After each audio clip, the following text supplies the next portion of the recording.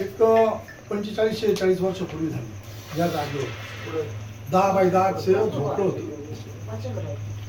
आणि त्याच्यातून ही सुरुवात. फाटका प्रपंच होता, पण गरिबी प्रचंड होती. पण गरिबीचं कारण सांगून पुढं पाय टाकण्याचं धाडस झालं नाही. सातत्याने संघर्ष करत गेलो आणि संघर्षामध्ये आईने घडवत गेली.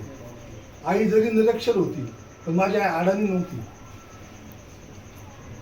आईने मला नेहमी सांगितलं की आईच्या पाठीमागे आमची मावशी होती आणि आज खरं म्हणजे आत्या पाहिजे होती. आत्या असती तर म्हणजे या कार्यक्रमाला अजून 4 चांद लागले असते. जसे आत्या आज पाहिजे होती तसे गावरीचे दादा पाहिजे होते. ते असते तरी या कार्यक्रमामध्ये खूप रंगत आली असती. आणि शेवगावचे दादा आणि ताई जर असत्या म्हणजे संगमनेरमध्ये कार्यक्रम असावं की त्यांनी इथे असावं. ही जी इथे जे सगळं जे रमणार किंवा या घरामध्ये ज्यांचे आशीर्वाद किंवा ज्यांच्या भावना ज्यांची गुडविल या सगळ्या आठवणी ह्या सगळी माणसं आपल्या स्मरणातून जाऊ शकत. आणि की आयुष्य घडत असताना की आज जिथपर्यंत येण्यामध्ये हे काय आपल्याला लॉटरी लागलेली नाही. आपण आता सगळे कुटुंबातले सदस्य सगळ्यांना आपला सगळं हे माहिती आहे. आणि आता आम्ही कुणाकडे बघतो, राहुरीचे दादा गेल्यानंतर आता आम्ही पिंपळगावच्या दादांकडे बघतो. विलास दादा असतील, राहुल दादा असतील, सुरेश असतील. त्याच्यानंतर कुणाकडे बघतो तर सोनू दादांकडे बघतो.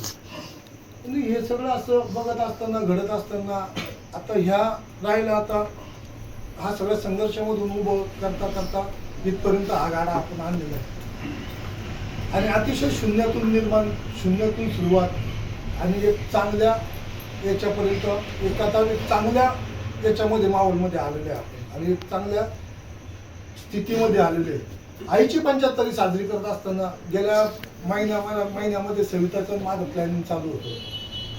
मी फोन केला, तिचा फोन आला आणि मी म्हटलं की 10 तारखेला आपण 9 तारखेला आपण एकत्र आलो पाहिजे. परंतु आता सगळेच नोकरीच्या याच्यामध्ये शिक्षणाच्या याच्यामध्ये 2 आमचे भाचे जागोई दोन्ही डॉक्टर आहेत. त्यांचं सगळ्यांचा वेळ सगळ्यांच्या वेळेला आम्ही असं हे करून आजचा दिवस निवडला गेला. आणि आजच्या दिवसामध्ये आज बाईला माहितीच नव्हतं की आम्ही तिची 75वी अमृत महोत्सव साजरा करतो. परंतु की फक्त निमित्त असं होतं की काजलला पाहुणे येणार आहे, पाहुणे माझे मित्रच आहे. आणि मग त्या कारणानिमित्त म्हणलं मग त्याला त्यांना बोलून घेऊ. आणि ह्या सगळं असं काजललाच बघायला पाहुणे येत आहेत म्हणून एवढी आवरावर सावळ चालली असं हे सगळं वातावरण होतं. आणि ती म्हणजे भाऊ मग एवढं म्हणलं असंच राहतं. त्यांना पण दिसलं पाहिजे ना किंवा आपण त्याला काहीतरी वेगळं करतो असं ते सगळं सरप्राईज होतं बाईला. आणि काजलला पाहुणे येणार आहे ह्या सगळ्या कारणास्तव हे सगळे आवरावर एवढं हे सगळं जमवतो मी असं सगळं झालं. खरं तर तिचा 10 तारखेला वाढदिवस होता. 10 तारखेला आम्ही विश पण केलं तिला. पण मग आपण सगळे एकत्र येऊ शकलो नाही. आणि मग आज आपण योगायोगाने एकत्र आलो आणि आज तिची 75वी अमृत महोत्सव आपण साजरा करतोय. गेल्या अनेक दिवसापासून माझी आजारीच आहे, पण तिला तिचा आजार पण जाणवं असं कधीच काही वाटू देत नाही. आणि ती अजूनही म्हणजे माझी इच्छा आहे की तिने 100 पूर्ण करावी. आणि तर सिद्धांत संकेत आणि या सगळ्यात मी श्रीमंत माणूस आहे. माझ्या एवढ्या भाच्या आहेत, ही माझी मोठी श्रीमंती आहे.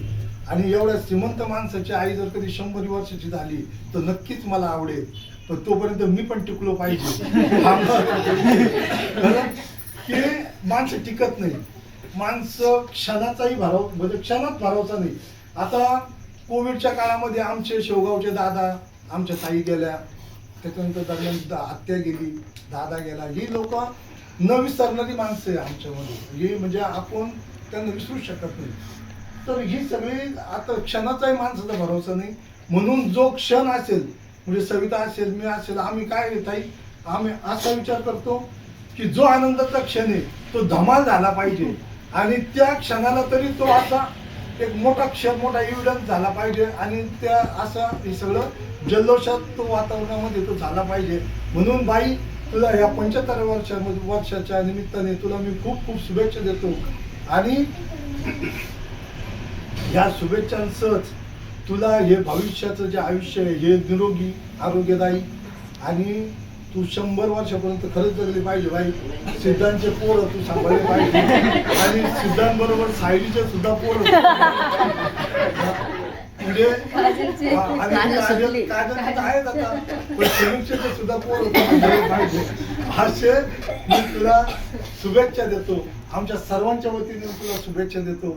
आणि याच्यानंतर मी विनंती करेन दादांना, सोनवणे दादांना विनंती करतो की त्यांनी आपलं मनोगत व्यक्त करावं.